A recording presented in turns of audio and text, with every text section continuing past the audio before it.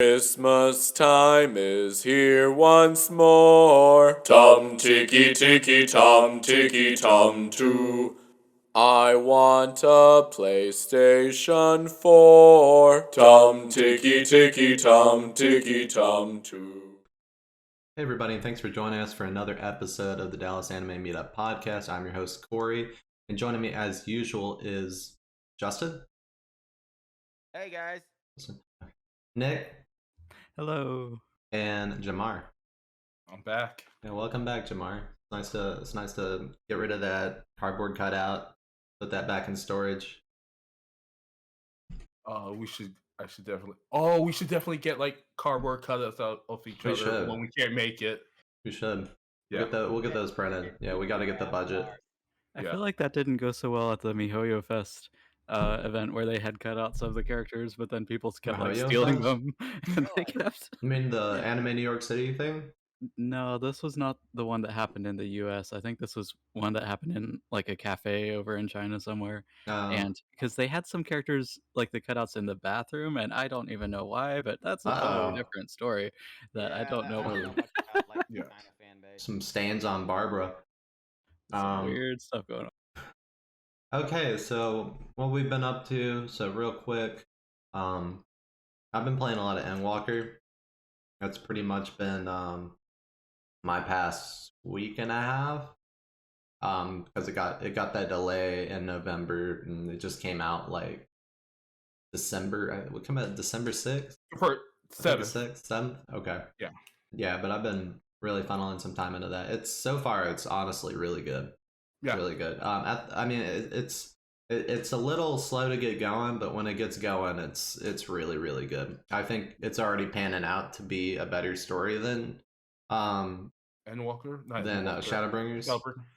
I'm already thinking it's gonna be that way because it just feels less convoluted, because Shadowbringers had so much like crazy exposition that was just shit that felt like very Square Enix, where you're like, oh, there's 13 what?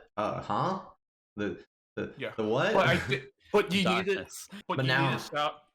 Shadowbringers to get to the end, so yeah. It works out very well because I just finished the tail end of Shadowbringers because I took a hiatus from it, and I've been playing it straight through into Endwalker. It does pick up pretty good, but since there's been like a story gap for like players like you and other people in Thousand Needles, it feels like it's a slow burn in the beginning. But if you're literally finished one story, if you don't skip a beat like you guys are doing, then it probably a million times it's probably much more impactful. For me, since there's been that time gap, it's a little bit. I need a little bit of a refresher, but it's really hit home pretty good. So I also beat Deathloop recently. I got it on sale. It was fun. I felt like they had to rush the game quite a bit because it felt like there was a little bit there's too many loops. 7.8 out of 10. I'm almost done playing that game too, and God, the loops just make the game repetitive after a while because some are more fruity than others, you would say. Because there's only one way to beat the game, and the loops are basically you have to get all the clues to beat the game that one way, and it's really just when you think about it, it's not really as open-ended as it makes itself out to be. It's really just a game. It's without like just spending way too much time on it. My main gripes were only the two main characters really get much development at all.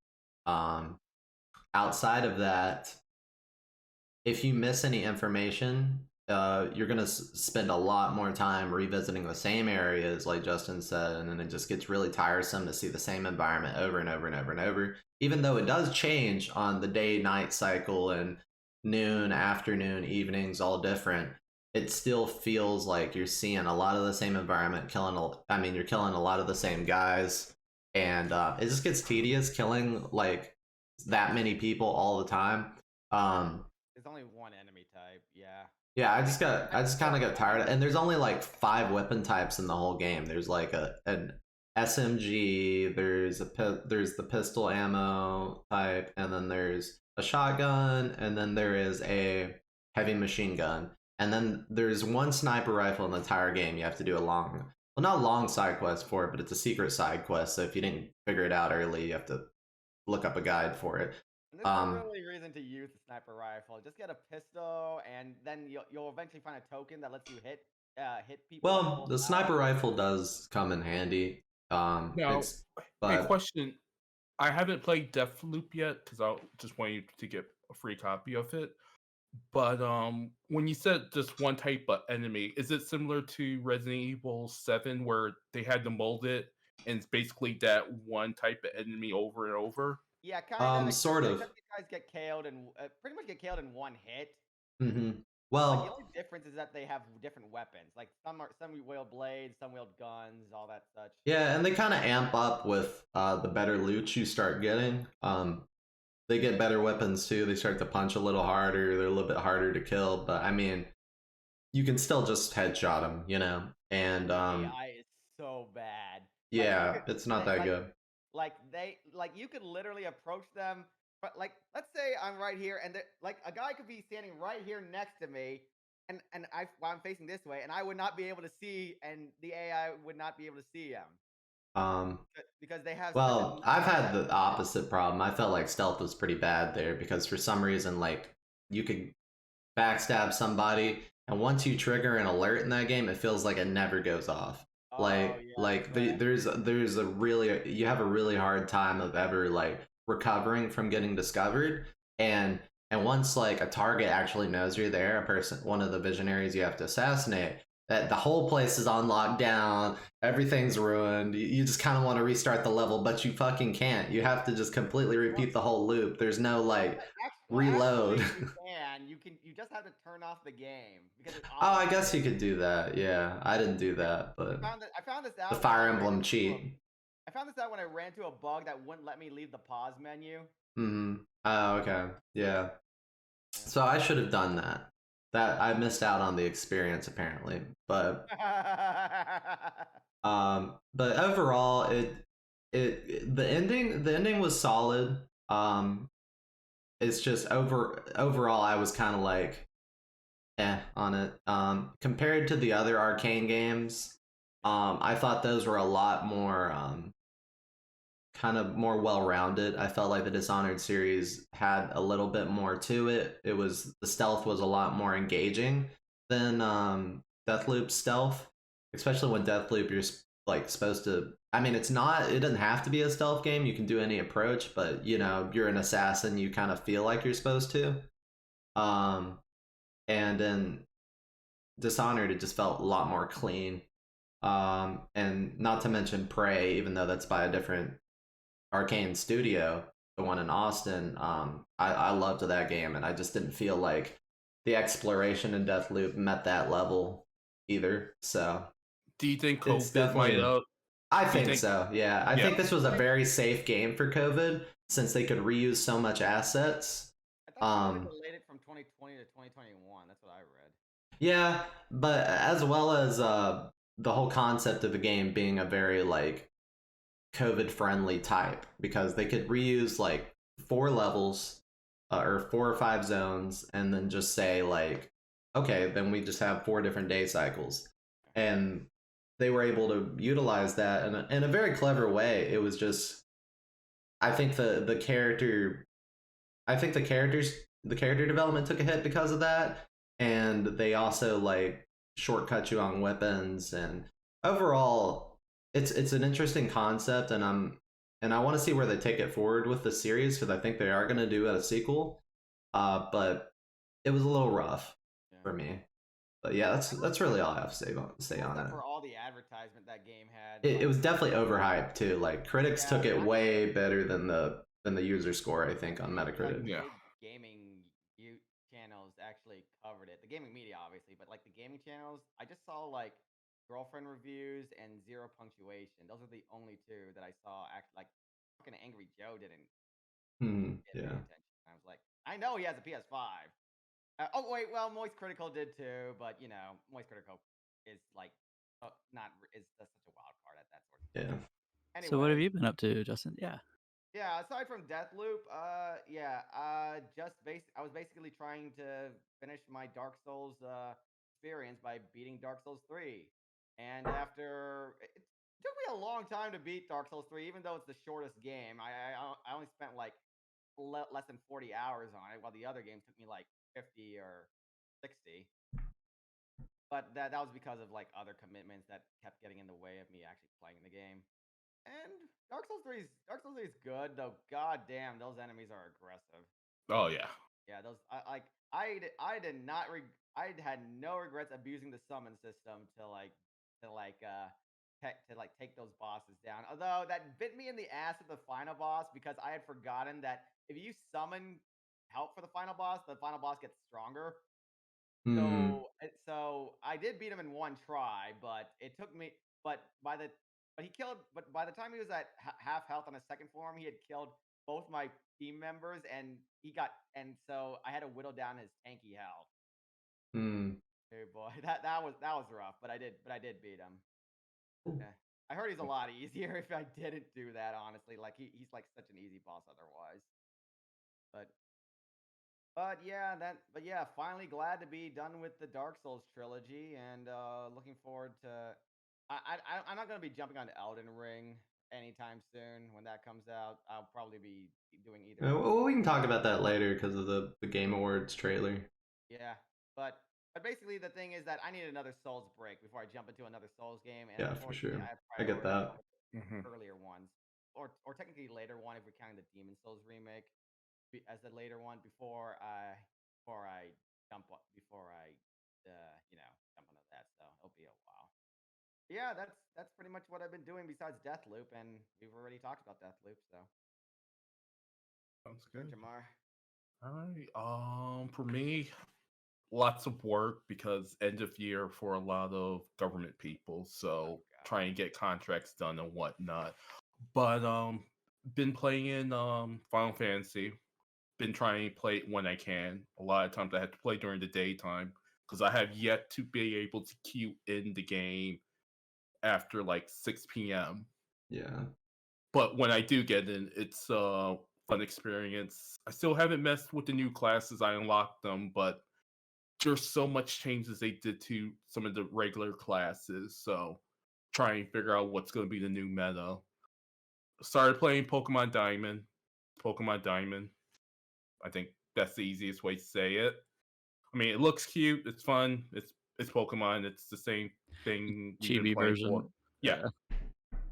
So that's good. Well, back to normal, you mean? I mean, they used to always be chibis. Yes. Yeah. I guess so. Picked up a Switch OLED. I really recommend it if you need a new Switch or your battery from your vanilla one is like shot, because the display, the bigger display, the colors, they really pop on it. So if you could get one, get one. What else? I've been watching Maruko-chan. That's the one with the demons or the ghosts that like haunts her, and she tries to play off like they're not there. Yeah, while she flashes her ass at us. Yes, with the fan service. Interesting camera angles. Yeah, it's an interesting series. I like the design of the spirits and like ghosts. Like they're very like grotesque and scary, while everybody else is just like fan servicey and anime. And I think last thing I'll wrap up on is went to Game Grumps show in California. They did like a quick small engagement, and I did get to talk to their manager Matt, and we'll see if we could get one of them for a guest appearance. So yeah. If it's not Rubber next Ross, then I'm podcast not episode. interested. I'm just kidding. All right, that'd but be really cool. But yeah, you never know. Yeah. I know. Is Aaron still on tour? Yeah, they're doing the Scribble showdown where like Rubber Ross, Eagle Rap, Jaden. I saw that as well. That's a very fun show, but it feels weird where you're sitting by like 6-year-olds talking about dicks. And yeah, With but the other than Fortnite that, lobby. yeah. It's like you see a generational gap. It's like you have people like myself, my wife, then you have like other like 30-ish year olds, and then you have like 10-year-olds. And it's like, what did I do wrong in my life? Oh no. But that's it on my end. Nick? Yeah, let me get the time. So yeah, I've also been playing yeah, Pokemon. I got through the main story, and I remember I was talking with John, and I was like, "Oh yeah, I got the seventh badge or something, all right." And he's like, "It's only been a couple of days. How did you get that?" It's like, I'm It's sorry, like Pokemon. I played through like the originals like so many times, pretty much, yeah. And like, yeah, it's good. It's some people are like, oh, it's good. We don't have any more of the gimmicks or Dynamax or anything in the battles, but then you're also limited to just the first four generations. But then there's new moves, but not all the moves. But I do like the Grand Underground that they've Oh yeah. added. You can get all these cool new Pokemon and stuff. Even you know, before you get the national decks, you can get like the or the Platinum exclusive Dex Pokemon in that underground area, and then just you can get even like the starters and with hidden ability and stuff after you get the national Dex, and so it's cool. It could be better, but it's what we got to hold us over until Legends in January. That hopefully will be interesting, I feel open like they world, should delay. I exciting. don't think it's gonna. But yeah, will it be finished? Yeah, but they'll probably put it out. But Nick, before we leave the Of course. Pokemon Diamond, what's your team? Oh, Well, what was your team that you used to so I win it had all? Uxie on my team just because I like the little cute. I mean, it's not that cute, but like the wisdom little psychic guy, and then Yeah. Absol, Garchomp, Empoleon. I think I had Altaria. I was like just trying to like use the random guys I got in the underground. And I think that was it, because the rest like I just kept cycling through guys I needed to get XP to evolve, which is like, yeah, I don't really like that the experience share system was like constantly on and there's no way to turn it off. But it also does help you, you Oh know, yeah, if you're trying to complete your Pokedex as quickly as you want, yeah, then by far. it Like helps with that. back in like vanilla, it was Uh, just like the grind of cycling through. Like, oh, you Yeah. jump into battle for a second and you're gone. yeah, Like I know that's part of the, you know, it's the the Pokemon experience. experience since the Yeah, first games, the Switch training, that's a like, okay, Yeah, feature. but like it's not that fun. But no, what I do recommend is make sure when you're playing, if you want hard mode Pokemon, make sure that you're on set style in the menu, not switch style. So when trainers and gym leaders send out their next Pokemon, it doesn't say like, oh, they're going to send out Lucario or something, and you have a chance to switch. Make sure you switch it to that other option, and they just send it out, and then because And that's then kind of you're like, oh more shit. yeah. basically that's I mean that's how like competitive battling Or is you can and just go stuff. and And it's Nuzlocke. Yeah. also could definitely make it extra hard. But yeah, Oh, that's pretty much so what I've been with the up to. baby mode, they let you know which Pokemon's coming next, so you get a Yeah, turn I to mean, that's been react. like that you have a from free turn to switch out to a counter for it. I mean, if you know what type it is and stuff, of yeah. course. But I don't you remember shouldn't when that was play on that mode. implemented. No, I think that's been around since the Really? beginning. Oh Yeah, yeah, it's yeah. been Yeah, around the But beginning. like not Well, everybody knows it wouldn't tell you what to Pokemon they're change that. sending, right? I thought it would yeah, just say It'll they're say sending it, out yeah. the next. Oh, okay. yeah. It's like Only Nick only sent it out only turns Empoleon. off You when should you're versing switch other to trainers. Luxray. Mm, Something like okay. that. Exactly. Maybe I'm rusty then. Yeah. That's all right. I finished the Animal Crossing DLC, Happy Home Island Designer, which is this is fun and definitely a lot of new furniture, hairstyles, colors. I mean, anything that was in the base game, there's more of it now. In school, and honestly, like you want more villagers than just the 10 that you can have on your island, and with this DLC you can build houses for them. You can, you know, meet a whole lot other villagers. You can do cooking now, you can get recipes, and it's fun. And then I saw the Eternals movie. I guess this is, gosh, a little while back. It just wasn't really. There's some of the criticisms you probably heard elsewhere. Too many characters. Yeah, yeah. Justin's how it was. Has anyone heard of or like played as a kid with the Lego like Bionicles? Oh yeah, Oh, a chance. Bionicles. yeah, Okay, that was good. so Bionicles does a way better telling of the story.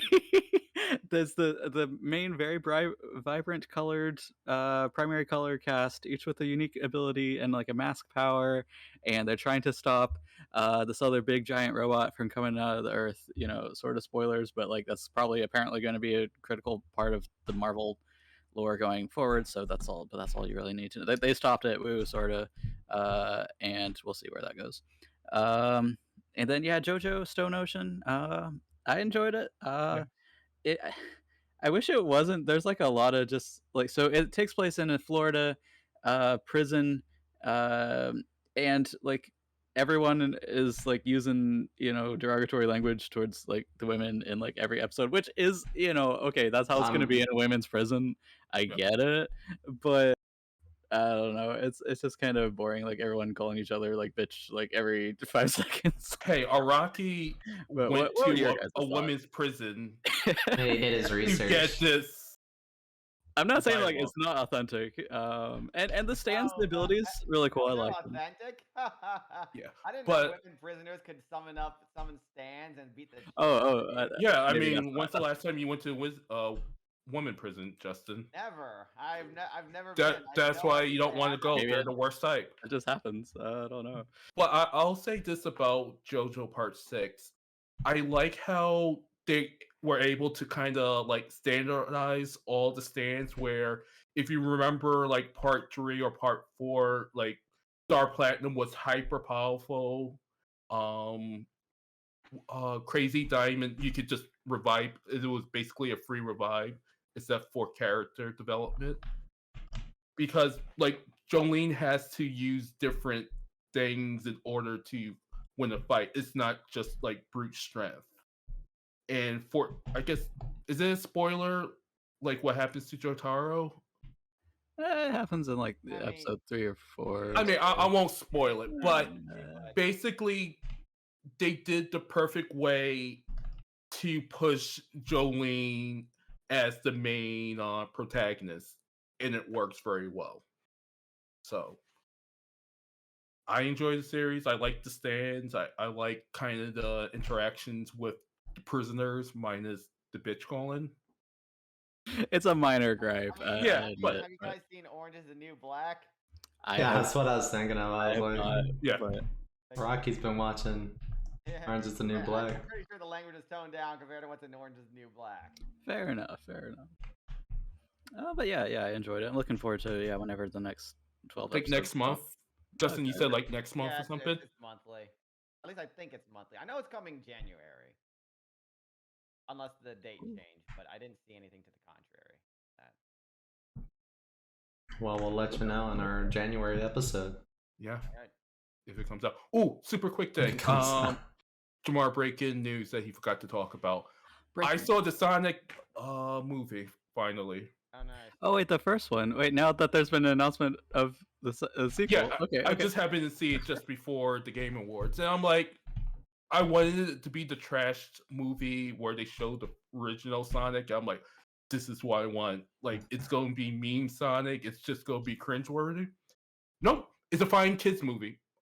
I'll say it's probably one of the best video game movies that's currently on the market now.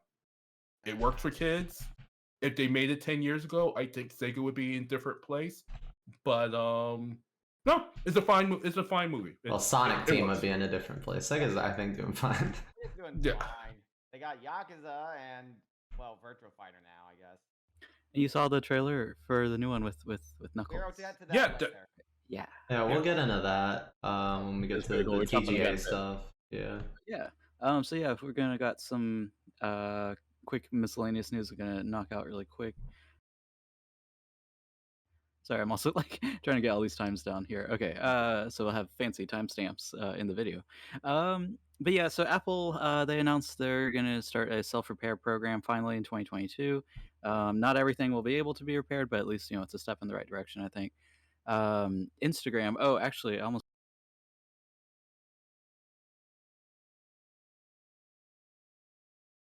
Okay, I got my cyberpunk dystopia glasses on here because we're about to go into some crazy stuff.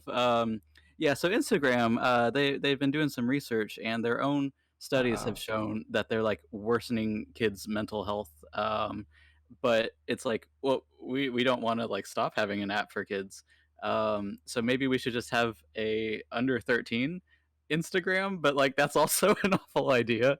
I don't think parents should just be like monitoring their kids kind of more, like if they're signing up, if they're 12 years old and stuff and signing up for Facebook and Twitter and stuff. Who uses Instagram I for think anything? like Other than that Instagram model But yeah, days. you played because hundreds yeah, of thousands of Instagram. dollars for a study that like anybody could have told you that. Yeah. Exactly. And like yeah, Instagram's like popularity is definitely dropping as well as more kids are on TikTok and stuff, which I think may be worse for mental health, but don't have It introduces them to some dope ass music. true. That's Yeah. so also yeah, we didn't mention it last time or I forgot about it, but Facebook's metaverse then as well. Apparently it's almost going to be completely based around NFTs. Everything, all the house, your virtual yard, whatever they're gonna have, it's all like NFTs. You're gonna, oh, I got some Yeah, they virtual use Oh, spaghetti. so they use just these for things NFT. called DFI tokens, and Yeah. the tokens hold value on the market. It's like owning crypto, and then you spend those tokens as your currency to get the NFTs end game, so we're which just are also remake. an NFT, but they're playable as well. it's So we're like- just remaking The Sims. basically it's like if The Sims had its own currency that had value in USD, and the Does it- things in The Sims also had value. Like I've seen some ads for basically a Pokemon Go clone, but then every Pokemon or every monster is its own unique Basically, I wish NFT. Genshin was this, because It's then like- I could actually say, oh, but my Genshin account is actually worth this much money. I You mean, can put it in your portfolio. Yeah. I'm wondering, yeah, is this the direction You have to that report it future on my taxes for things like are gonna owning go? this many 5 stars in Genshin. Oh god. I mean, like in some senses, yeah, you would at least have some more sense of worth of ownership. That like, oh, okay, I own this unique creature monster that's worth 5 But- Ethereum or But something. But do you? do you actually? Yeah. I guess- Well, have you you- do, because I mean, if you think about it, it's pretty much like I don't want to be one of those people like, well, actually NFTs, but it's just like at the end of the day, it's however much value the market's giving that item. Well, it could be digital, but still, you know what I mean? It's as much value as people give Animal Crossing cards, or people give amiibos, or people give, Which can but be a it's lot. just But, like, digital. I don't know, like my amiibo, I could pick it up. It's like this link is worth $49 now, It's a physical compared to this thing. NFT copy of Link I have that's like, oh, it's $10,000, and Corey could just right click it and say, this is mine now. Oh, Jamar, you Well, gotta get so with the times. You can't- NFTs for so that's Yeah, like I a know. different ballgame. NFTs for Oh. physical items that exist compared to NFTs for digital items that are giving you something in the game, right? Because you like actually own that NFT in the game. Because if Fortnite started doing that with their bucks or whatever, the Fortnite bucks, V-Bucks? Is it V-Bucks, V-Bucks? Yeah. then the V-Bucks would have their own value, and then you have your Fortnite items in game, kind of like the hats and TF2. It's like your hat's worth this much on our store, but So the you own it. yeah, the kinda. Bloomberg article, one phrase I saw in it and really stood out to me was they're trying to turn it into a Ready Player One, like Oh, I saw utopia. that. Like that's how maybe the Facebook metaverse, at least one potential way it could go. Some other random things about this we want to get into. We got some cool game news. Kizuna Ai, the VTuber, is selling NFTs now instead of doing content Trying to stay anymore. relevant. Basically, Ubisoft then also is making their own Yeah. NFTs, but that was a really bad. They didn't announce it all that well, and apparently it's like already getting hacked. Oh, Or yeah, I mean, it's Ubisoft. Uh, Like anything they do gets hacked. pretty That much. did not go well. Yeah. Oh my goodness, it's Fix just it's just a Uplay, damn mess. it. Like a lot. It's the hip trendy thing, but like the blockchain, the coding, and the back infrastructure that you really need to have all these things be secure and everything. Like not every company and like shoe store knows how to do that, even though they're like trying to get into it. or Um, or put the investment into cybersecurity because right, yeah. right. So kinda in the news, I think the cyberpunk dystopia is kinda over. It's a random other thing then too, so the US and other countries are saying that they're going to be diplomatically boycotting the China 2022 Winter Olympics, which will be this, next spring coming up soon, because of the, you know, um, genocide Stuff. going Yeah. on going Yeah. There's for a lot the of stuff Muslims. happening in China. It's, not great, but then China's saying too that there's gonna be a price to pay, it's this country back and because forth. It's of because of politics. the because of the Genshin regulations, right? Maybe. Yeah. It's It's like I basically would 10 boycott for that. China did not like that we called their game Genshin now. They Oh, that's it? literally Oh, no. they were like, "Fuck you. yeah. You do not get to Like, name our game that." so apparently this won't affect the actual athletes can go themselves, but it's just a big diplomatic posturing. I feel like something like this happens almost every year, but Yeah. And we'll see. we'll pay the price somehow, like whether it's going to be imports and exports, Yeah, or it's they'll like shut down Tencent and we won't have half the video game and media running. But we'll see what happens. So then the last thing really quickly, I finished one of my classes for my MBA that was a cross-cultural communication class, and I wanted to just kind of I thought it was maybe some insightful stuff.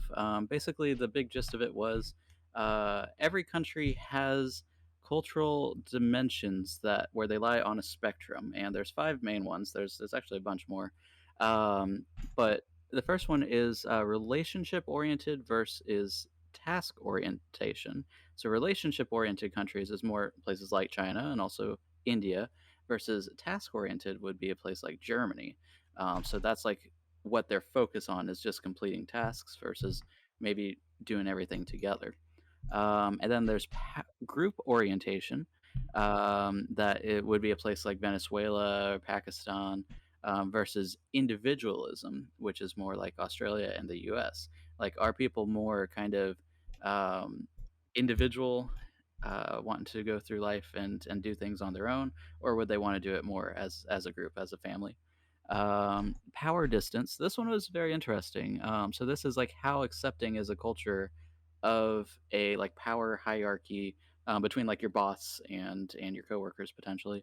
So more egalitarian country would be like the UK, where everyone is maybe more kind of equal, versus authoritarian, opposite end of the spectrum. The most authoritarian country on this line is China. It turns out. Uncertainty avoidance. So this is. Are you more risk tolerant or are you more risk averse? And so Japan is actually the most risk averse country then on this spectrum. And then the last one being time orientation. So that's, are you more trying to control and have like a rigid schedule? So that would be more like the US, versus are you just more accepting, like, well, it'll happen when it happens. And so China is actually on that end of the spectrum as well. And so it's just really interesting if you're doing business with a different country, like that. Maybe you can look up and you can just Google cultural dimensions and they'll all be there. But like, oh, is this country more, time?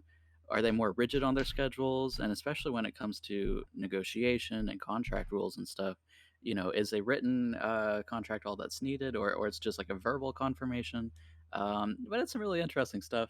And I just saved you 8 weeks and $2,000, so you don't have to take the class. No, I mean, not So, not really. I still save the recommend it, best stuff yeah. to the end. but yeah. So that's But that's pretty much what I learned. It's like yeah, the Game Awards.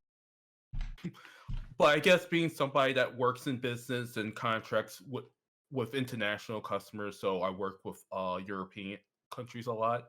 There is kind of truth to how the group orientation and who controls time, and are we just doing it as a group, or is just this one person, like the CEO's making a decision, not the Oh whole yeah. board? And so no, there is truth to that. So your $2,000 is semi worth spent. Woo!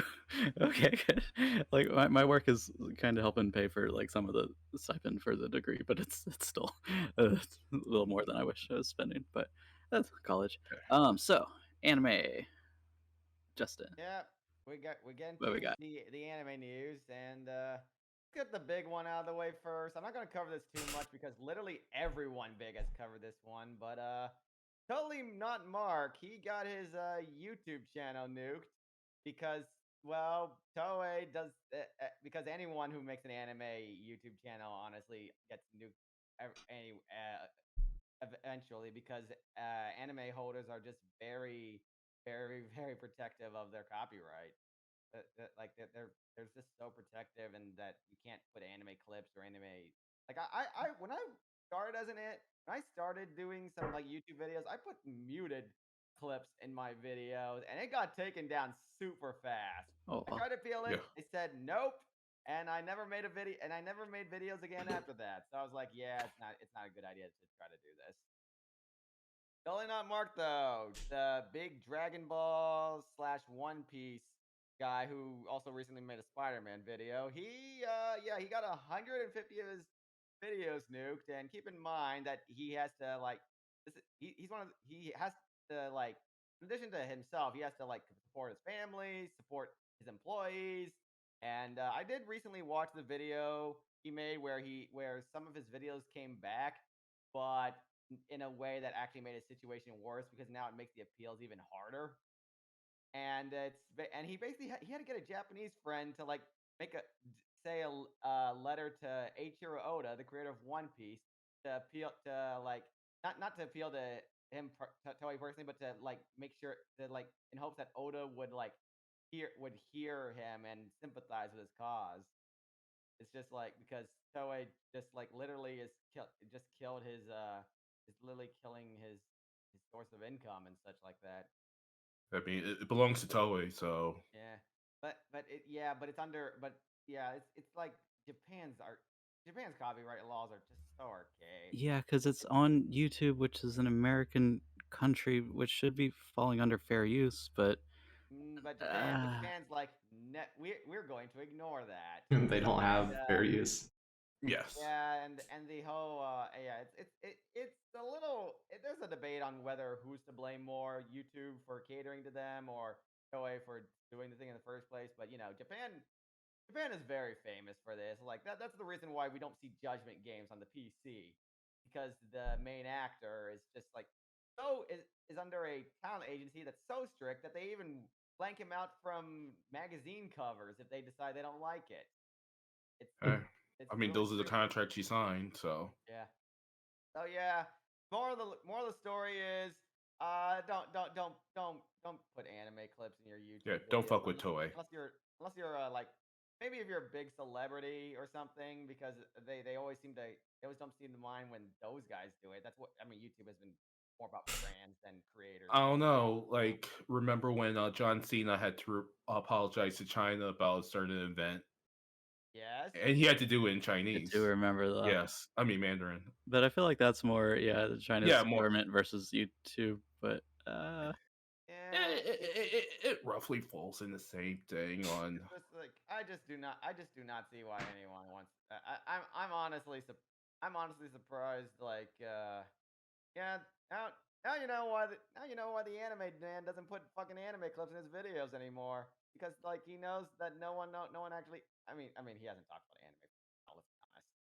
But but and also, the yeah, so yeah YouTube's like yeah copyright system is just so copyright system. easily manipulated. Yeah, It's especially with Japan because Japan's biggest problem is that they're resistant to change. Yep. We all know this. Anyways, next in news that really does not come as a surprise to anyone. Let's be real. Cowboy Bebop live action got canceled after one season that's because fair.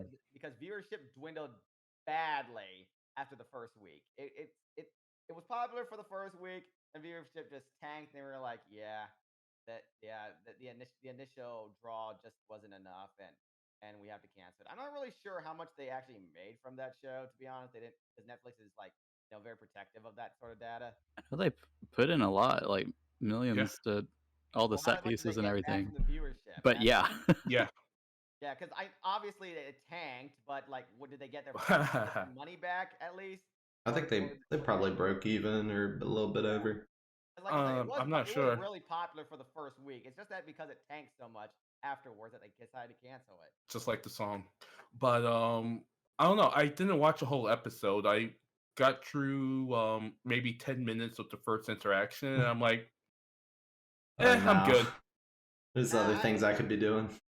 I mean, Yeah. I suggested watching when we were at ColossalCon, but we decided nah.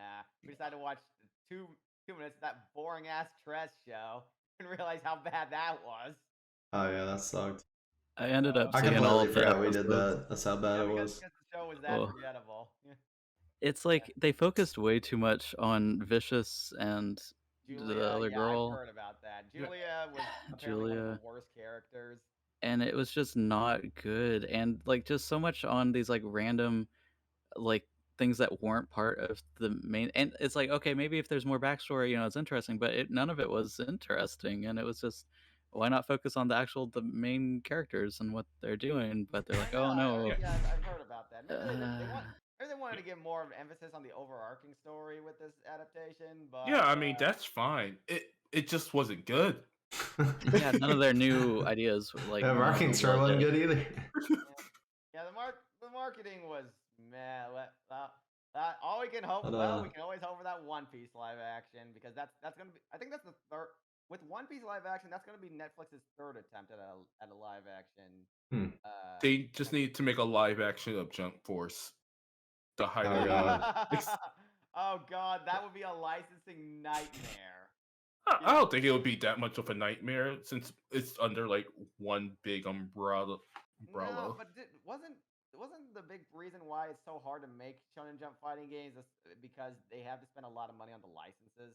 I don't know. I feel like Bandai Namco already just has them all in the pocket at this point. I mean they are like they would actually put time in making those games good. Oh no. No. I mean, you'll buy it anyway. Why should they? People will watch it. It's got Naruto in it. Yeah. Yeah, so does Naruto Ultimate Ninja Storm. Might as well just play that.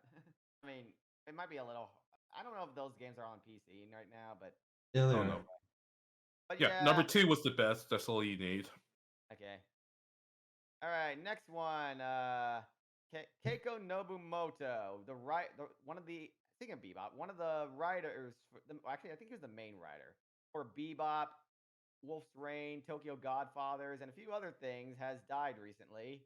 Rest in peace. I don't think he's done anything real recently of note, but it's still worth it noting because of his association with anime that people consider classics, or at least people who remember them consider classics. Because, like Wolf's Rain. Not only do I not think that show was very good even for its time, but it was. I don't think people really think about it anymore, to be honest. I try to forget it. Yeah.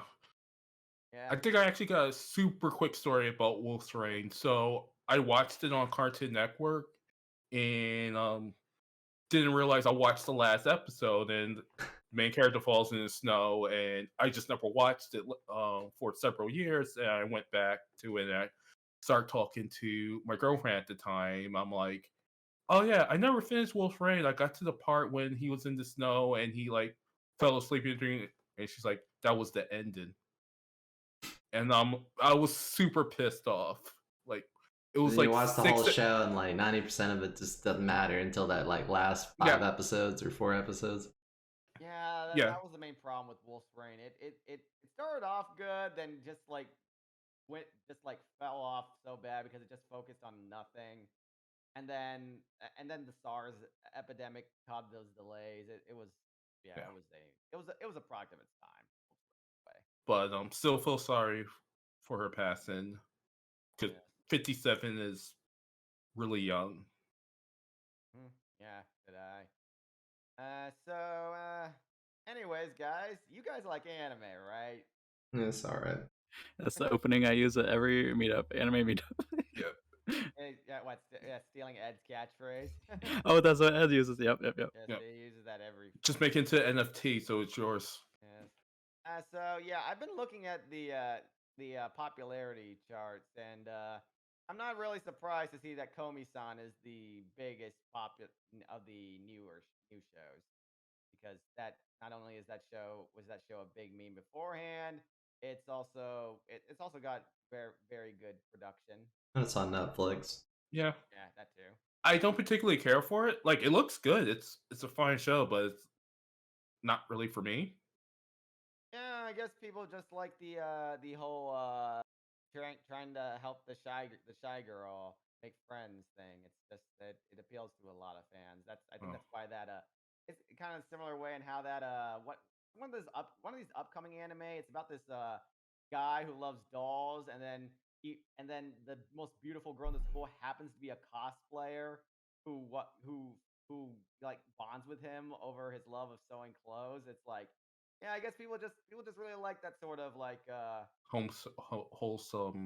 wholesome wish fulfillment Oh. romance kind of thing, you know. And it could be me in real life. I hope no one actually thinks that. I mean, it can be. Oh, you know people do, It's just that it probably won't be. but it could be. Yeah, I mean, yeah, for like people who date like cosplayers, like I don't remember. I can't think of a name at the moment, but I don't know. All right. Anyways, I see that. Of course, Demon Slayer is the most popular because Lord, the cosplay we hadn't seen at every convention, it wasn't enough to clue you Yeah. in on that. And Jobless Reincarnation, the most popular isekai, actually the most highest ranked thing on any chart from what I can see. I'm not sure about the other sites. I never see cosplay of this for some reason. Like, I mean, I've seen Ghislaine cosplay on the internet, and that's usually from the erotic cosplayers who are just want to show off their booba. Uh, and booba with dog wolf girl aesthetic. I don't really actually know It's what. got the whole furry Furry. Bara Yeah. character. But I don't. God dang it. I don't really. But yeah, I never see any cosplay of the others. Maybe because they're still in their kid phase, so people Yeah. are. No. But then I mean, Demon Slayer has like more variety of cosplay, honestly, and the that's true. character designs are pretty cool. You think? So Yeah. No. I mean, I don't see people cosplaying Rudy in his current outfit. That's true. Like, he probably had to be like in his teen years or something before people would cosplay him. I thought Roxy would get cosplay, but then again, maybe people prefer Megumin when it comes to like witch with a giant hat. Considering that's what Roxy is, just another witch with a giant hat. Okay. So yeah, I haven't actually watched any of these anime, so I've just been like browsing through them. Have any of you guys kept up with Platinum End? No. Yeah. I saw a random clip on it on like Facebook's Crunchyroll thing, and it's turned into giant battles with the angels with their arrows. It looks neat, I guess, but it just didn't really hook me the first episode we saw. It's got really low. It's got pretty low scores from what I can see. I see. I think people tell me that after the first two episodes, it just evolved into a lot of nothing. Hmm. That's why I'm not really sure. I think the popularity is probably due to the whole concept at first. It's like, oh yeah, these angels fighting because yeah that because yeah that I'm not really understand why else that such a popular anime of the season has such a low score. And I see Tacked Up Destiny is also kind of high on the popularity score, and that's a bit wishy washy. And just I should probably get this out of the way. Are any of you guys watching any anime this season? No. I haven't. I've been Yeah, watching besides Yasahime, JoJo. JoJo. That's Yeah. not on net. That's like not JoJo for the record because Ah, dang it. I don't think so. No, I know there were some that are like on my list, but being on my list is not the same thing as actually watching it. So Yeah. no. yeah. I was gonna So watch 86 Part 2, but I think I'm just gonna marathon it when it's done. Yeah, I do see 86 Part 2 on here. It's also got some decent scores. And yeah, I haven't really heard anything about Tacked Top Destiny, honestly. Even though a bunch of us were impressed with the first episode, I have just not heard anything about it. It's still popular apparently, but maybe I don't know. Is it just action or what? I have no idea why it has a kind of okay.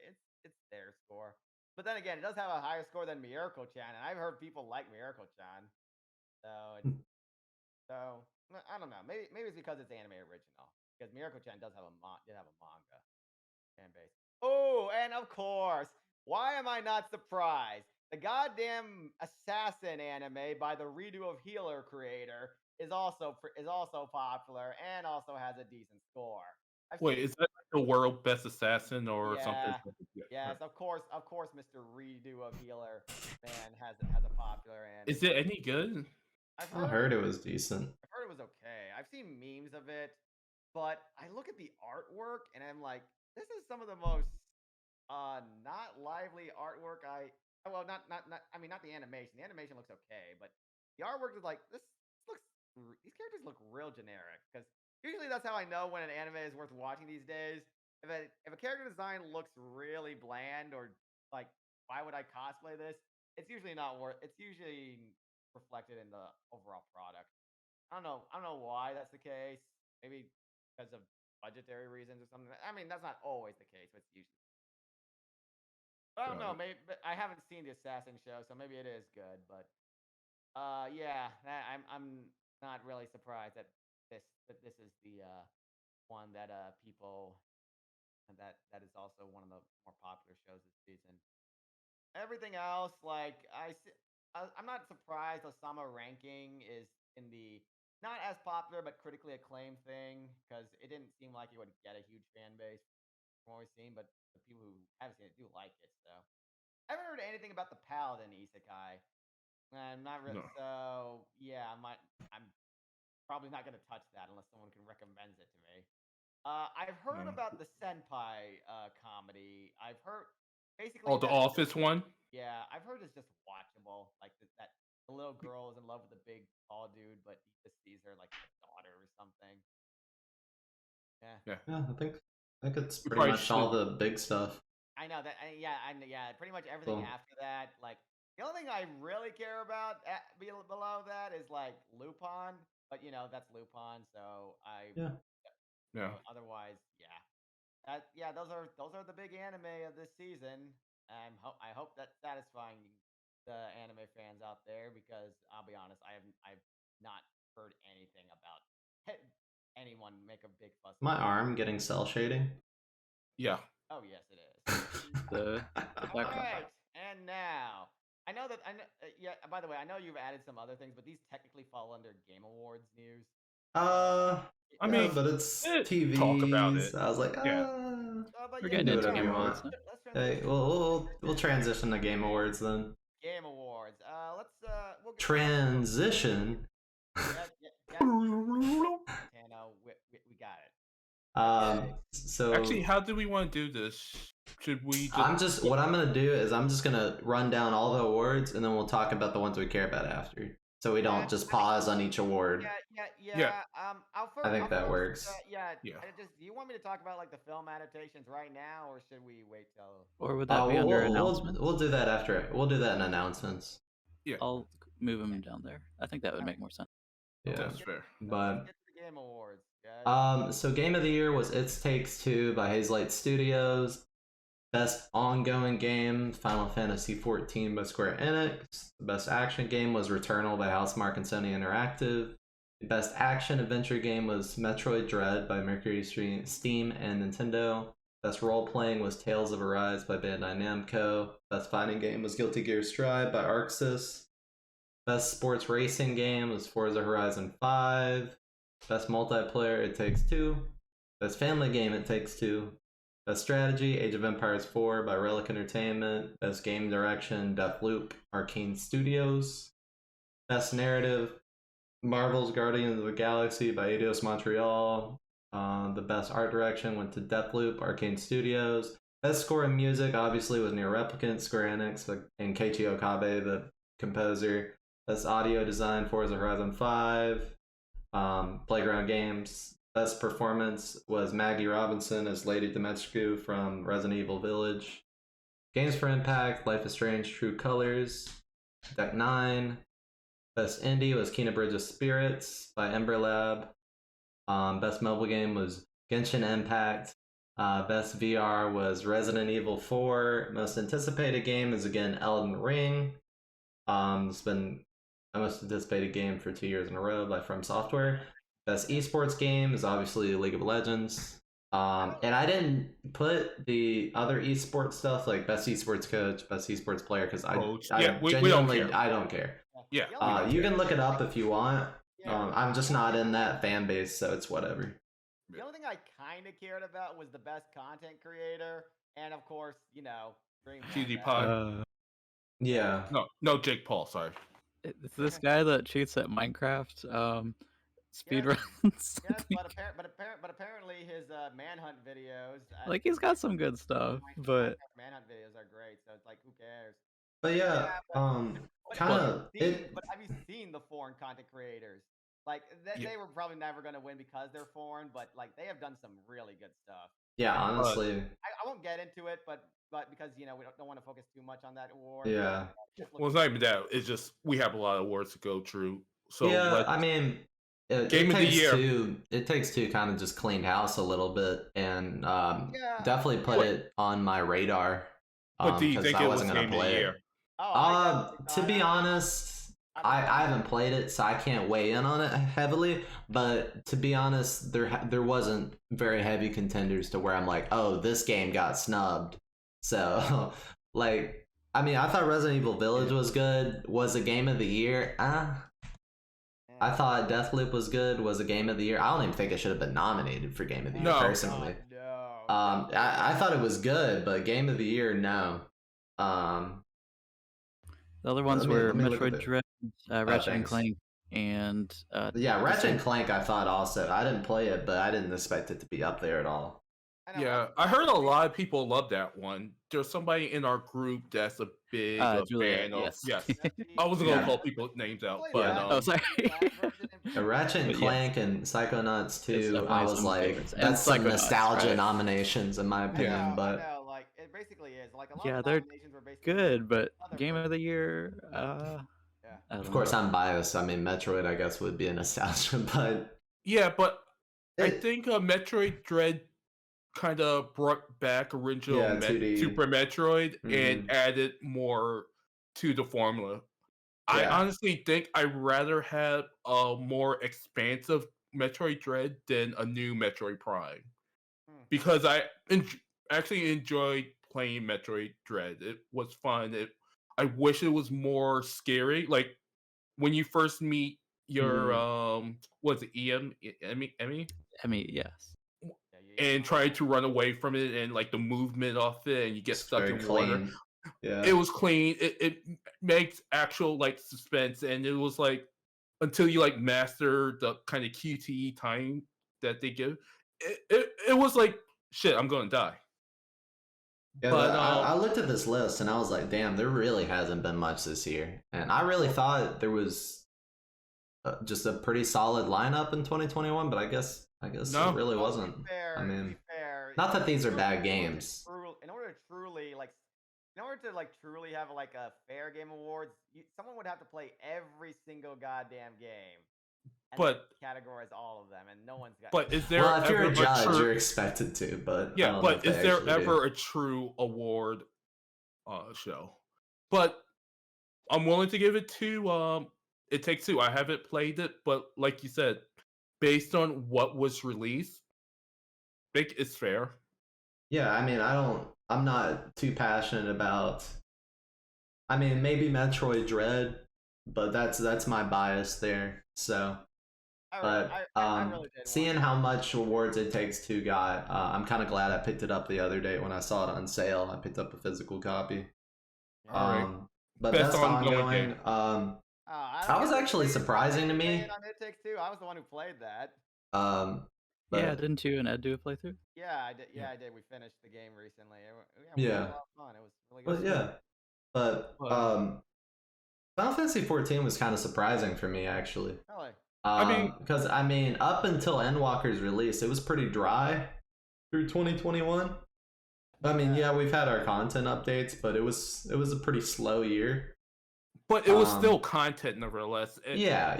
I mean, up against Fortnite, Apex, Call of Duty, Genshin. I feel like it was almost an easy win for him, and I'd probably go speak more of Final Fantasy when we get to Best RPG, just because semantics on how they. They're like, we can't just throw it in a Best RPG. I mean, it's an ongoing game; it doesn't count.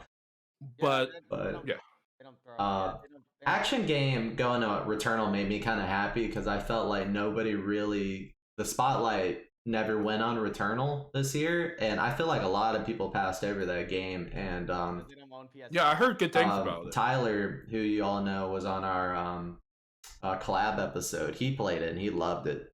That was probably his game of the year, or one of his top games this year.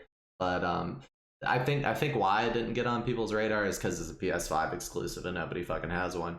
But it's actually also like Deathloop, a roguelike game, roguelike action game. So that it beat Deathloop out obviously means it is the better roguelike action game. Yeah, so, Deathloop's action is pretty crap. Let's be real. But I'm really excited to play it because it gives me like that Prey vibe. Because Prey did a roguelike DLC and it gives me that vibe, and I really want to play Returnal because it's kind of got like a Prey, but it also gives me like a Death Stranding vibe because it's got this weird sort of apocalyptic setting to it. Yeah. But it looks really fun. Yeah. The bosses look crazy. Like the designs for some of the bosses look really sick. The graphics and the animation stuff also really top notch. Alright, so best action adventure. I was actually kind of like, this one was a hard one because I'm glad Metroid Dread won, but Marvel Guardian of the Galaxy was actually a legitimate, like, really good game. Like, I've actually heard those games are good. Like, I mean, if you look past the multiplayer showing. Yeah. Was it a better action adventure than Metroid Dread? Now that's the real question. I think the overall package of Marvel's Guardian of the Galaxy was better, but I think Metroid Dread was the better action adventure game. So I would probably pit Metroid Dread, Resident Evil Village, than Guardian of the Galaxy. I'll have to catch the Marvel games on sale because I've heard the Avengers was fun if you played the single player, and now that I hear Guardian of the Galaxy is good too. It's really if you guys don't remember, Crystal Dynamics did the first game, the Avengers game, and then they handed it off to Eidos Montreal, which is the Deus Ex Human Revolution team at Square Enix. And yeah, you can borrow my copy. It's kind of interesting that they just completely picked it up and ran with it, and it worked. But that just goes to show that Eidos is a really talented team, and Square really needs to let them finish Deus Ex. But no, they're the new Marvel studio. Yeah, they're the new Marvel and Corey, studio. you could take my copy of Guardian. Oh, you don't want it? Oh no, let me finish it up, and you could. Yeah, sure, I'll try play it. Yeah. You could talk more to well, I skipped one. So yeah, best role playing Tales of Rise. I don't think anybody was surprised there, to be honest. I mean, it's fair. Maybe SMT. Rise would have won over it because that was like the only real competition it had. I still don't consider Monster Hunter like as core of a role playing game, but I guess Monster Hunter Stories is more of an RPG, honestly, but it did get nominated for that. I mean, it is a role playing game in concept, but yeah. But all right. I mean, you're missing like core story, you know. What's up? Yeah, but super quick rant. So last year when we did the Game Awards, I think Street Fighter V Arcade Championship Edition won, even though that was a game that's been around since 2016. And their justification, well, it's a new SKU, but it's still the same game. So the fighting game nominees are really hard to get because not many people actually. Then nobody deserves an award. Yeah, just don't show up. Don't do the award. Yeah, but so if we go by that frame of reference, every expansion should be treated as a separate SKU since you have to purchase it and you can't run it without having the base game. It has to be on that version. Yeah, you can't just go, well, you could play that update. It's like, no, you have to buy it. So my whole rant is Final Fantasy should have been on this list and it should have won. Tales of Rise was a good game. Well, no question on it. It didn't meet the time frame required for the Game Awards because it's got to be like what 2 months. I think. Wait, how did Halo Infinite make the time frame? Well, Halo Infinite's been out since just the multiplayer. That's the multiplayer, right? That's been out since beginning of November. Not the single player story. Yeah, and mind you, Forza Horizon came out in November. Like very early in November. Like maybe they have that recency bias. Yeah, but that's not even the 2 months. I'm surprised I got the cutoff to begin with. Like seriously, how did Forza Horizon get? Let me check what the cutoff date is for the Game Awards. They may have passed some of those Forza bucks under the table, maybe. No, not Forza bucks, real bucks. Or the Forza car NFTs under the. Oh no. The Forza fan base is just like I like the cutoff date. They actually have it on their FAQ because apparently they get bombarded this a lot. Probably. November 19th was the cutoff date, so right, technically Final Fantasy wouldn't have made it. Forza Horizon 5. We're looking this up, Jeff. We're gonna. Are we talking about, by the way? All right. Oh, Jeff's just like beating sweaties. He knows we go for the truth. But I'm glad that Cyberpunk 2077 didn't win. And I'm sure they were glad Forza came out too, because that was going to be a hard award otherwise. Because those racing awards are always hard to give out. They're not shit. Should we just kind of jump into racing? Yeah. Well, I mean, did you say anything on Strive? Because you're the only one that played it. Oh, fighting games. Yeah, what was best fighting? Games. Let's see. Man, everyone knew Guilty Gear was going to win that. Come on, let's be real. Look at the other nominations. Or Melty Blood. No, Virtual Fighter 5 was actually good for like $10. But it's also a re-release, so I don't think that was going to. And no, they pinned in the Yakuza engine, so basically it's a new game. Yeah. But who is but when I look at the fighting game community on Twitch or something, they're playing Guilty Gear. Let's be real. Yeah, well, that's the only real fighting game, and they play Melty Blood, so. Did they? Yeah, like there's like 7 people. Yeah. But I didn't even know that there was a new Melty Blood until the Game Awards put it up. Yeah, I mean, it's just kind of like an update. I mean, Guilty Gear Strive is new game. It's a fun game. I mean, they had the whole meme too from Guilty Gear. Like it's based on the Tsukihime remake, right? So I thought it was a new game, the new Melty Blood. But yeah, we're done fighting games. Yeah. But outside of that, Poor Nick, by the way. Did you play Forza? I didn't. I did. Oh, you did? Yeah, it's Forza Horizon. Playground's an amazing studio. Yeah, I mean it's fun. The graphics is awesome. I played it on the PC and played it on the Xbox Series X. So wait, how? I'm surprised actually they got that Forza out because they're still working on Fable, right? Playground Games. Yeah. Which is we haven't seen anything about it in like 3 years, I guess. Yeah. 2 years. Yeah, 3 years. Wait, 4 years.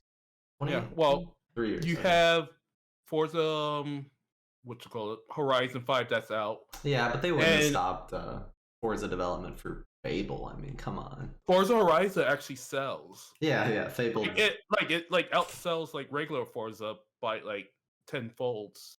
But from what I remember hearing, it's going to be Forza Horizon 5, and then they'll just get secondary studios to do updates and content.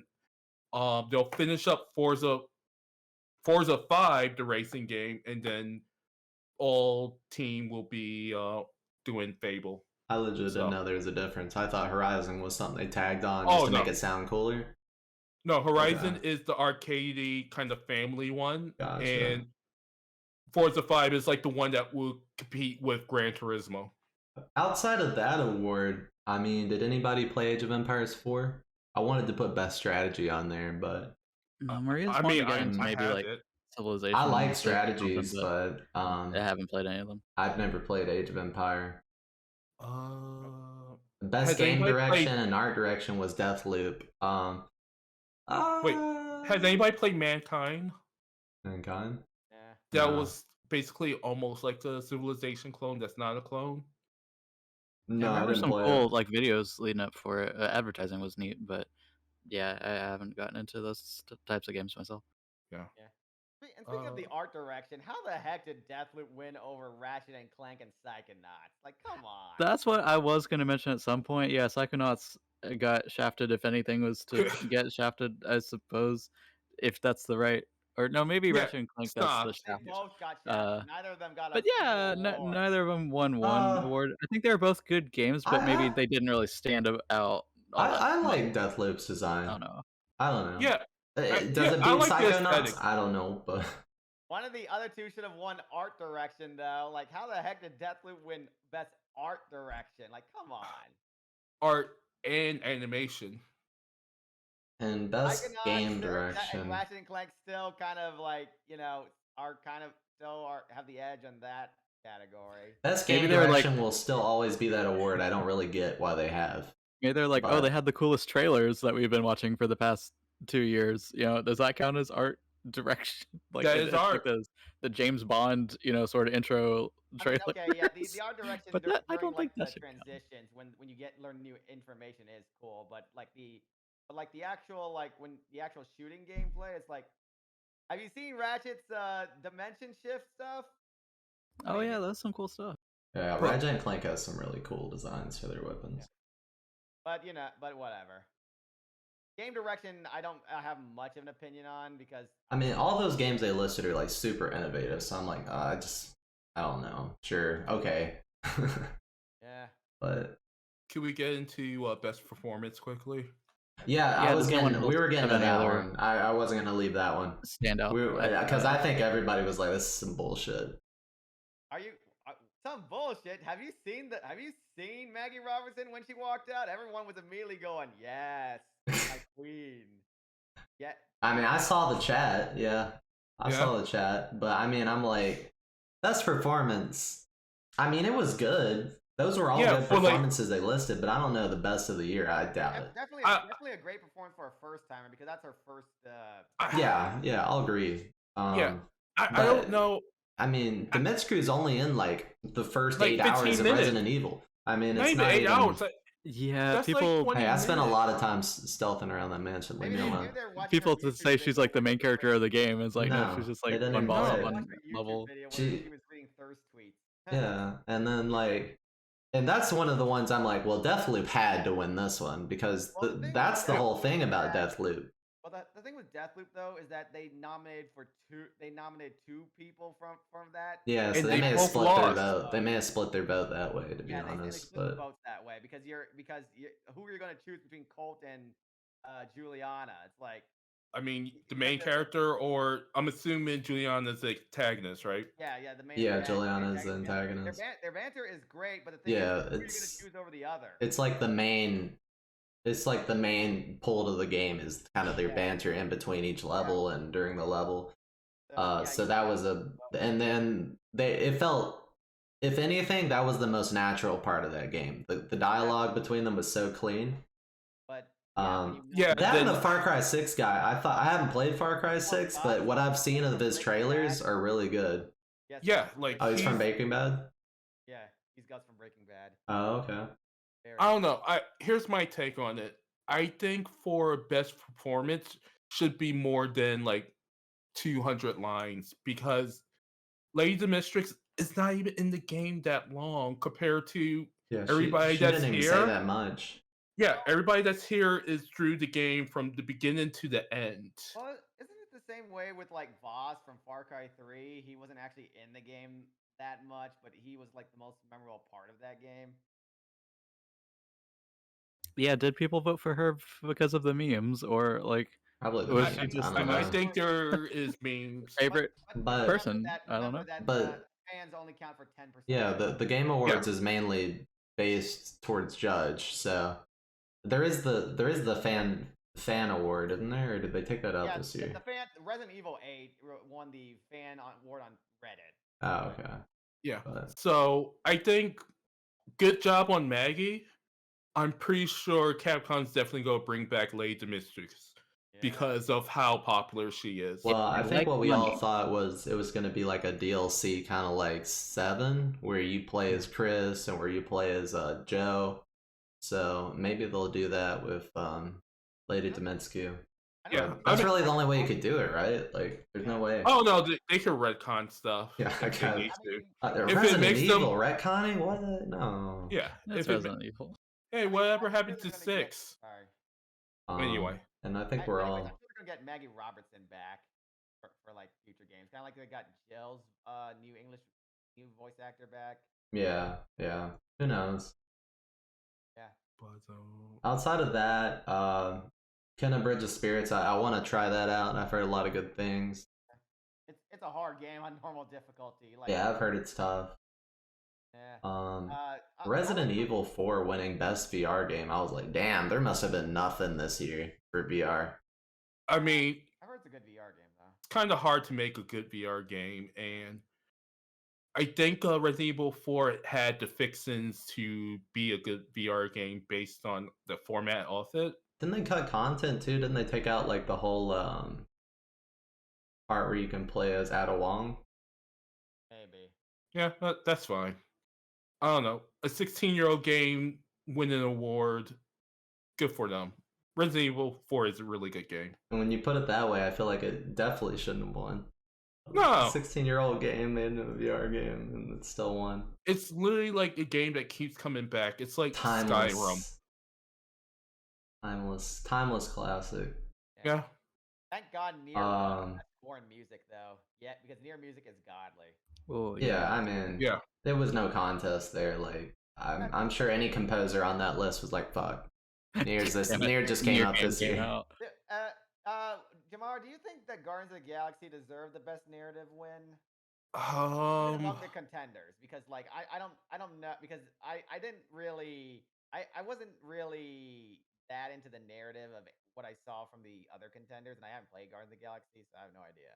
All right, I'll come back to that. I'll finish with music. Yeah, Nier and Marvel Galaxy best soundtrack.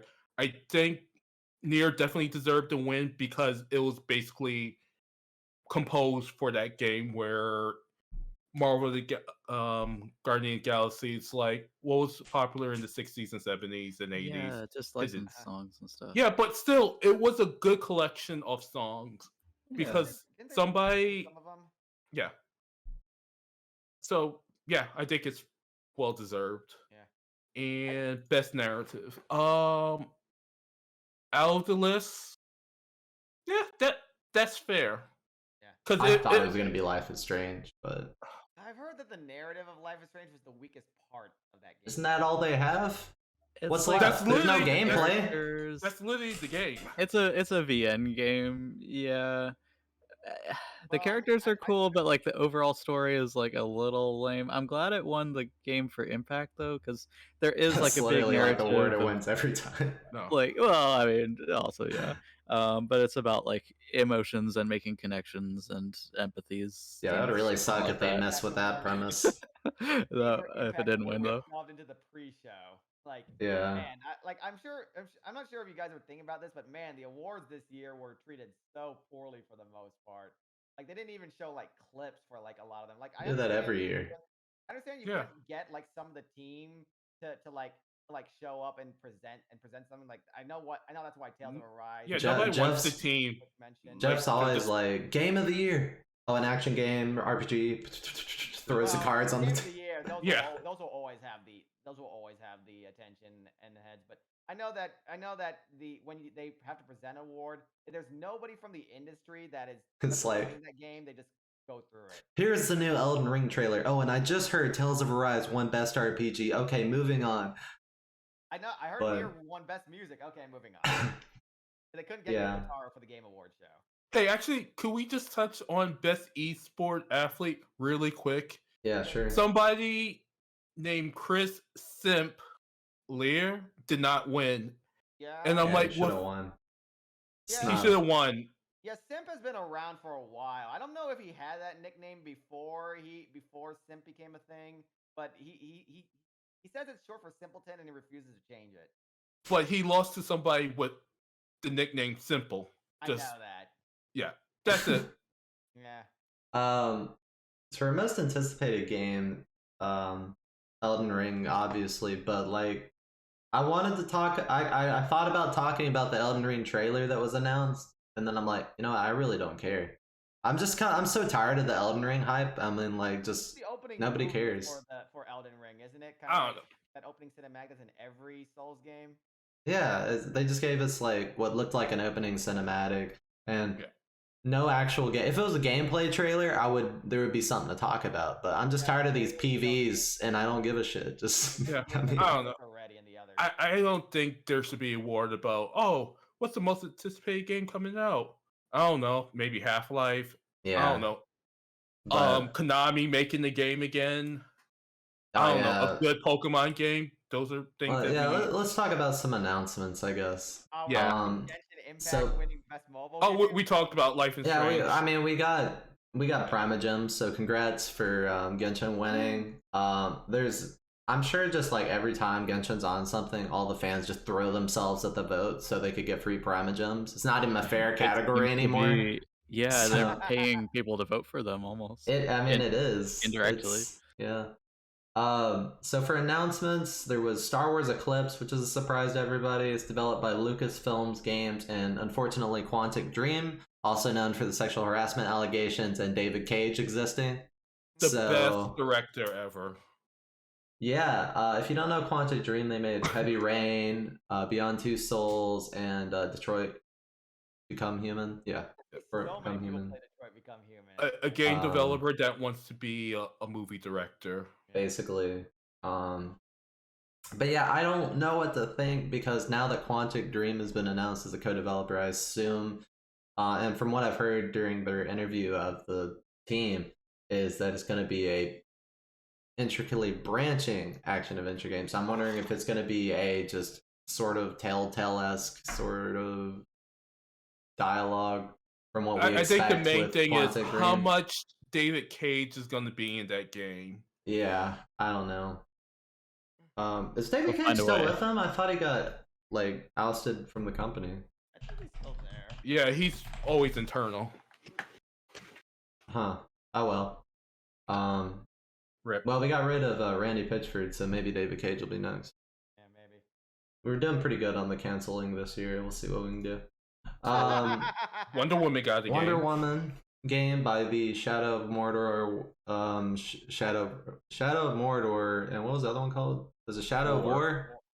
Or was I thought it was something else. Okay. Oh wait. Yeah. Do you know what that means? We go get the Nemesis system in this with game. Wonder Woman? That'd be sick. You just have like some basic ass crook just come this pumped up motherfucker and you just like remember me. Yeah. Don't tell me there's gonna be microtransactions in that game. It didn't ruin Shadow of War from what I heard. Yeah, you can still play. It's all the other bullshit that ruined Shadow of War. But I've from the people I heard actually played Shadow of War, they really enjoyed it, and I loved Shadow of Mordor, so and, I'm down. Shadow of Mordor too. When I saw Shadow of War was basically that, but worse and bloated and with microtransaction, I was like, yeah, I think I'm good. Alan Wake 2 got announced. I was not expecting that. That was super hype. I'm not sure how that goes. I'm not sure how that continues the lore of the series because from what I thought, we're done with Alan. Period. So that's surprising. The Remedy, the director, I think it was the director, said that it's going to be taking a survival horror take, which will be interesting, and that would be what I expect a contemporary Alan Wake to be compared to the linear hallways that were usable back then. It's not the same anymore. It's not the same kind of mechanics people expect from a horror game.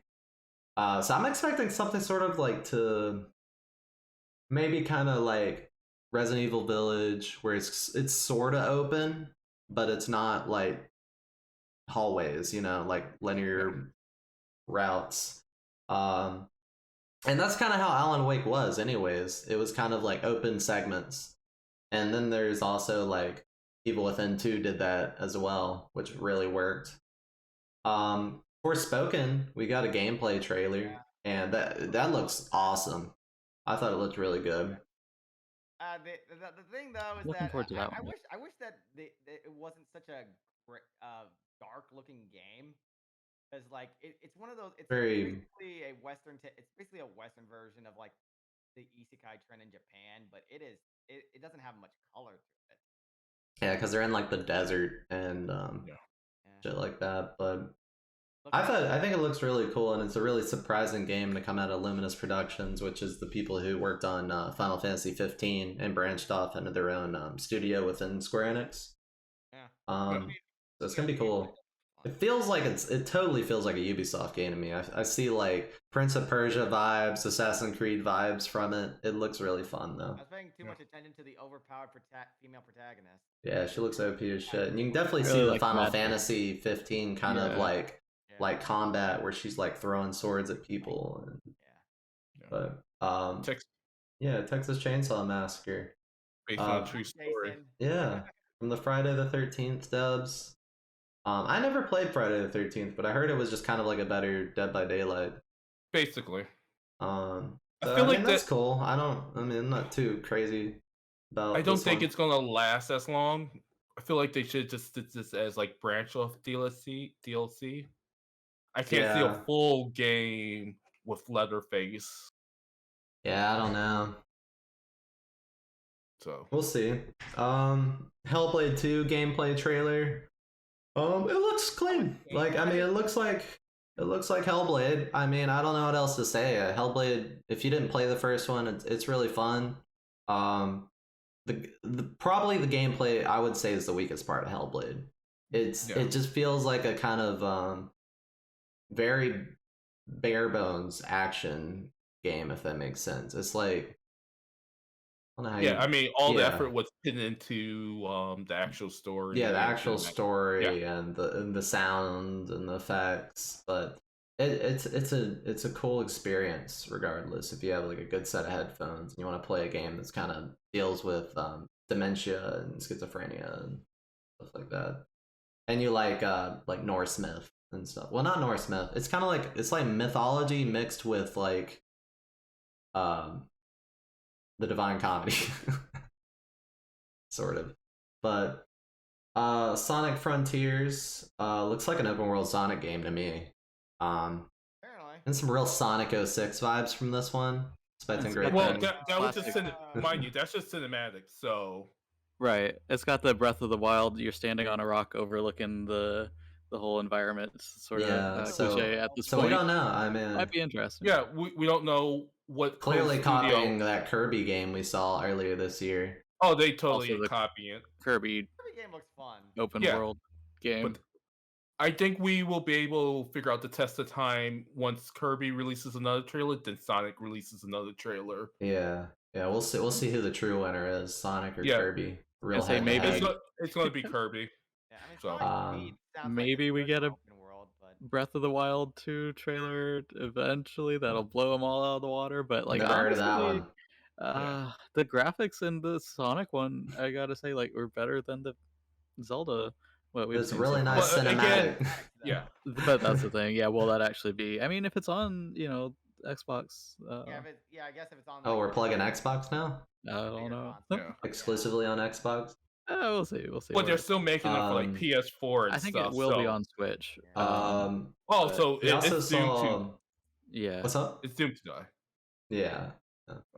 We also saw Slitterhead, which is has the Silent Hill composer on it. I legit thought this was a Ghostwire trailer, and I'm like, wait, what the fuck is this? So. I mean, I thought he was also like creative director. I don't know. I just saw that he was composer, but he might have also been creative director. But I think it's a newly formed studio, though. I think. Yeah. After Gravity Rush, he went. Oh, he was on Gravity Rush. Yeah, he was the director of Gravity Rush. Oh. Oh, neat. Yeah.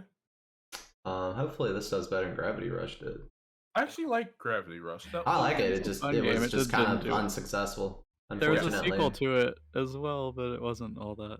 Yeah, I've had trouble getting into the sequel. I beat the first one, and then the sequel. Not that it's bad. It's just I guess I just wasn't ready for more Gravity Rush. It just felt more of the same, and I was kind of like, Yeah, it's pretty much. That's basically how I felt. Yeah. So there was also the Lord of the Rings Gollum. I don't think we needed this game. I don't think this was necessary. I could have lived without it.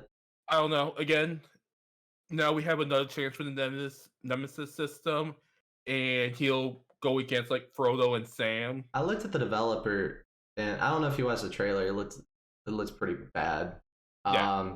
But Gollum, I didn't see any gameplay in it. But the Gollum's model looked like shit. Oh well. But this is from a point-and-click adventure game studio, so I don't know what to expect here. It doesn't look like one. It looks to be more like an adventure game, but I don't know. Ooh, that model's bad. Yeah, like his eyes are like bulging out of his head. like if you do a quick search off it, and it'll pull up from Lord of the Rings, the actual 3D model from there. Yeah. It's like a big step back. I know. I mean, and that was like 2002. So Gollum was. Yeah. I mean, Gollum for his time was one of the best CG creations. Yeah.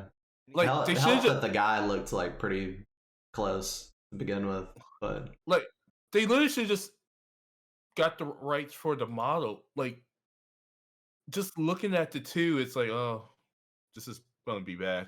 Yeah, this is gonna be a bad game in the Nemesis system. The rest we had Among Us VR, which looks so weird and bizarre. I don't know how that's Wait, gonna work. does people still play Among Us?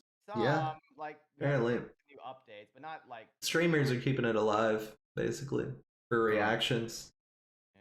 Yeah. Star Trek Resurgence. So apparently a group of Telltale veterans that departed from Telltale are working on this one. So it could be good. I don't know. There was also another Telltale game I didn't add it on here for The Expanse from actually Telltale. Which I didn't think they were still a company. So that was surprising. Go down after The Walking Dead. Yeah. But I think some investors brought him back, but I didn't know they were going to rebrand as Telltale again. Nightingale looked like a cool survival game, and it looked like there was some cool multiplayer co-op elements, but I went to the website and it didn't work, so I don't know. I tried to see if I could get into a beta or something, but the website didn't even work. Cuphead DLC might be finally coming out. That's like a 4-year COVID delay. It's got the third Cup girl. Instead of like Cuphead 2, they're just like, oh, the DLC might be coming out soon. Oh my god. Well, they made enough money off Cuphead to just say like, oh, we're taking our time. Yeah. There's a Dune game, which seems to be like a strategy game. It's cool, I guess. Is it based on the book? I don't know. It's on the movie. It's probably. Outside of that, we saw a teaser for the Halo TV series. Sure. It looked okay. I mean, we'll see. Who actually owns that? I didn't even know that was a thing until I saw the trailer. I know of it because that's where the South Park movies are on these days. What about that Kojima and Del Toro movie? Kojima needs to go back making games. I think Kojima's been watching too much Hollywood movies. Kojima is basically the Japanese David Cage right now. He's more like Japanese George Lucas. That's pretty mean. Yeah, he's more like George Lucas than David Cage. But I don't know. He's more of gaming's James Cameron. I think George Lucas is more apt, to be honest, because Lord knows George Lucas is real, like, picky with his products and his world. Yeah, it's like the Katy Perry of gaming. I don't know. But I mean, it could be. Have you played? Hopefully, Del Toro would rein him in on this movie, though. Wait, I thought probably not. Who's making this movie? Yeah, he's making it in collaboration with Kojima, isn't he? I thought Kojima is just promoting it. I didn't see any. I don't know if he's. I'm pretty positive he's working on it with him, but really, yeah, I would be very surprised if he wasn't, knowing their partnerships in the past. But if he's not, then that's cool. Movies in general have always been kind of hit and miss, in my opinion, because like visually they're good. He sometimes narrative wise he sometimes forgets to have. And wasn't there some like clear nods to like Death Stranding universe in it too? I forgot what the movie looked like. So okay, because there was like we gonna have like monster cans there and Norman Reedus naked. Yes. If we're lucky, that'll be at the end. Sure. It'll be a prequel to Death Stranding. Yeah. Just to promote more Death Stranding sales. So we saw Sonic the Hedgehog 2 trailer. We got to see Knuckles. Yeah, looks good. Yeah, Knuckles looked good. Fun. Yeah. Yeah, I don't have anything else to say about it. Looks good. I think it's going to do just as well as the first one. And I'm not sure what's the direction's going to be for the third movie because they're already planning out the third movie if they're going to put Supersonic. Yeah. Maybe Shadow will be there. Oh God.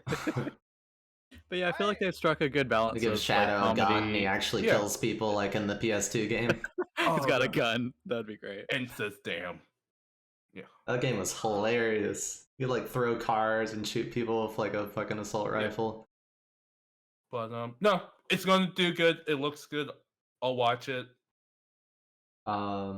Yeah, we had Nick, did you want to talk about any of the other notes we have for this? But yeah, there really wasn't any good. Nintendo trailers. Yeah. There's a new Matrix movie thing. Keanu Reeves was there, and something you could do with your PS5 for the Matrix.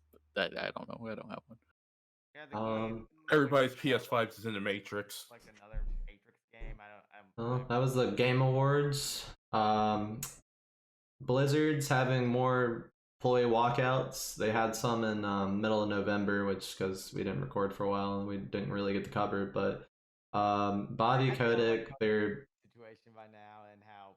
Yeah, I mean, I think everybody knows that like Blizzard's just about to be gone. So. We definitely talked about the Cosby Room situation before. Yeah. Yeah, we talked about the Cosby Room. But the new developments are basically that the shareholders knew that Bobby Kotick knew about sexual misconduct and he did nothing about it. And because they were making money. They wanted him removed from the company, which the board of directors did not do. And so that became public. People got pissed. It's like, why didn't they do anything? I believe they're going to remove him, but it's just a matter of when. And they're going to put somebody else who's more the same. But here's the thing now. Does Activision still try to hold on to Blizzard as a name? Or do you think a bigger company will purchase it and make the new Blizzard? You're asking me if Microsoft will buy Blizzard? I don't know. So I'll put it out there. I did send out email to Xbox about. It's like, hey, you guys are used to acquiring companies you have no room for. So because as it stands now, Activision Blizzard is damaged. And unless they get rid of everybody or somebody fully takes over, it's not going to come back. I mean, I guess I'll throw this question. I'll throw this question to everybody here. When's the last time you played a Blizzard game? I never really played Blizzard games aside from when I played a little bit of. I guess War of Azeroth. Scared about it. Or Battle for Azeroth, I guess the expansion before Shadowlands. So my roommate in college was like super into Blizzard, and he was like modding his own version of like Warcraft. But that was about it. Yeah, my bro used to be a big Blizzard fan and even applied for like some of their positions. Yeah. Have you heard of somebody called Cole Cassidy? I think the only problem with they should have named him Colt Cassidy. That would have been a neat name, but like just Cole. The only problem with Xbox acquiring Blizzard would be Xbox hasn't really, with the exception of like Psychonauts 2 recently, they haven't really shown us that they can just acquire a studio and successfully integrate them yet. To me. Oh well, and having a studio that's already in shambles and absorbing it would probably be a disaster. But well, the main thing is we're talking about the IPs. Oh, the IPs. Okay. Like at that point, they don't even need Halo Wars anymore. They can actually just make StarCraft. Yep. They don't have to rip off StarCraft anymore. They can just be StarCraft. But because that's going to be the main thing is. And it won't take much to make Diablo better than what Blizzard's doing right now. Yeah. So, I mean, yeah. If they could find a way to get the IPs, and if they wanted to, if they could get a way to get some of the bad press, some of the actual talented team members that are still there, the experienced team members, not talented, but experienced team members that are still there. So many of them already left. Yeah, I mean, that's what I mean. I don't know who's still there that worked on StarCraft, that worked on Diablo for years is still there. I doubt it. Because they know they can take their experience elsewhere. Yeah. No, we'll see. So yeah, it is crazy. We'll just have to see how this develops. But GTA Trilogy Remaster is a disaster. God, I don't have anything to say about that. I mean, I don't know who would have bought this. Who doesn't own GTA, all these GTA games like a million times already? Yeah. Yeah, I do own the original GTA trilogy. I've only played a little bit of the first one though, and by God, yeah, that game's unplayable without mods. And who wants to go back to play the original Yeah, GTAs it's so anyway? arcaded. It was rough. They It was aged rough terrible. back then. Yeah. They aged terribly. The only Rockstar game I could see myself go back to playing is maybe Bully, and I still would have a tough time. That would be hard. Or maybe the old Max Paynes, I would maybe go back and play, but I don't know. First one I could probably go back to, but no, like I think any GTA I played and beaten, I never went back to. Yeah, you don't need to. Maybe like GTA 5 because it's GTA 5. Yeah, I mean, God knows Rockstar won't stop releasing that game. Yeah, that's gonna be their forever game.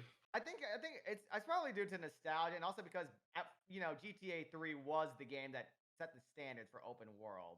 Yeah, people like even though it's a dinosaur now, it's still like revered. Yeah, but I still like San Andreas, but it's rough. It's really rough. Isn't that the one with the stat system that? Yeah. Oh, like the weight, the muscular, yeah. You get like fat, get buffed, eat burgers, get fat. Saints Row ever be considered the inferior GTA when because the first it was clearly the superior. They were pretty bad for a while, and then 3 was good, and then 4 sucked, and then Saints Row was awesome the whole way through. 2 was awesome. 3 really you liked 4? Yeah, that was when you got to be the president of the United States, and it's just so dumb. It's just hilarious. It's funny. It's funny for like the first hour, and then I felt like there's just too much like regurgitated content, like too much. I mean, yeah, they do too much, like, you know, optional objectives and shit you have to do, and it's just it felt tiring. Man, you get to fly and make the cars totally useless, and get to fight aliens. Just the dildo bat came in way too late for me. Yeah, I agree. The dildo bat. Sony, or the senior of engineering at Sony, George Cassio, I don't know, it's Italian. Yeah, well. George Italian man, fired and under investigation for appearing in a pedo sting operation. He should have brought Xbox. I mean, he should have brought PS5s. Yeah, what's with these guys? They're all. That was really bizarre to just see pop up in the news. I was like, oh shit. Kind of disturbing. And they moved quick on that. Sony's like, nope, nope, fuck out. Yeah, it's good. Like they're trying to like set standards at least outside of Blizzard. Like these other companies can really take this as a moment to be like, oh, if our guy, you know, we find out that someone is into this stuff, Sony, you know, he's gone. We're getting rid of him. Sony won't even let rated R games go uncensored anymore, let alone have pedophiles in their company. They ain't about that. Yeah. But yeah, good on them to move fast on that, because that's some nasty crap. Exactly. I feel like Hollywood kind of went through this cleanse. There's still probably bad stuff going on in Hollywood. Oh, but there's like, super bad stuff going on in Hollywood. Nobody really got. I don't know. Not many people got convicted in Hollywood. Most people just kind of stepped down and just got out of the spotlight. They're like, okay, they're on to me. I'm out of here. Yep. Right. Anyway, yeah, hopefully things get better, and I don't know. Looking at you one soon. Okay, so close out. What events we got coming up? So if you are quick and if you see us upload within the next 30 minutes, you can make it to the sweater party, which is already waitlisted. Yeah, which is waitlisted. So you would have to see this and then take the time machine, get in, and then come back. And don't forget to withdraw $15. Yeah, you have to pay the $15 entry fee. Yep. Got paid to play. tomorrow, which is Sunday, December the 12th, we're having a Gunpla building thing. Apparently, I tried it whatever, once. I'm whatever not you wanna doing it build. again. I don't think I've ever made I'm one. fucking terrible. I break like every damn part. Maybe you should get like the baby grade where it's like 4 pieces. Yeah, Duplo I got the complicated Gundam. Miku Oh no. that I had to put together, and like I broke like one of her like neck things, and she just couldn't keep her face on, and I was just like, fuck. Oh, you should make like a little cast for her. I should, like a little neck brace. So there's an anime rave on December 17th by Kaiju Core, the people who did the last one at Green Elephant. If you went, should be pretty fun. If you're gonna be at Anime Fest, they will have a shuttle going between. It's actually not held by Anime Fest, but they're partnered with Kaiju Core, so they're having a little shuttle going between Anime Fest to ferry all the drunk people. That's cool. December 18th, we have our anime discussion for Orange. And there's also that day the Highland Park Christmas Lights meetup. Well, it's not really a meetup; it's an event. Yeah, it's more of Event on our private Discord, which is very private. Details are in the Discord. I think it's just like you're driving around anyway. Yeah, like, oh, we go it's like a light show. If you want to go out for like dinner or like stuff. Probably. after. I don't know. Perhaps around that time, but it depends. I have to ask the event coordinator on that one. Sounds good. But yeah, that's about it. All right. Well, thanks for tuning in to talk about the Game Awards with us. You'll probably see us next year, unless we lose our funding. Oh no! Wait, do we even have funding for this? No. Oh, we're working on that. Toei is gonna cancel us for talking about them. I don't know. We didn't show anything. Yeah, Toei cannot do it. Bringing them up by name. Just mentioning them. Didn't even have a drawing of Goku. Like, I don't see a Goku here. All I see is right in Shogun's ass. And on that, we shall end the episode. All right, thanks everybody. Well, happy holidays, everyone. Take care. Merry See Christmas. you next year. See ya. I wish I had a dad for Christmas. He told me he was going to the store. I don't think he did.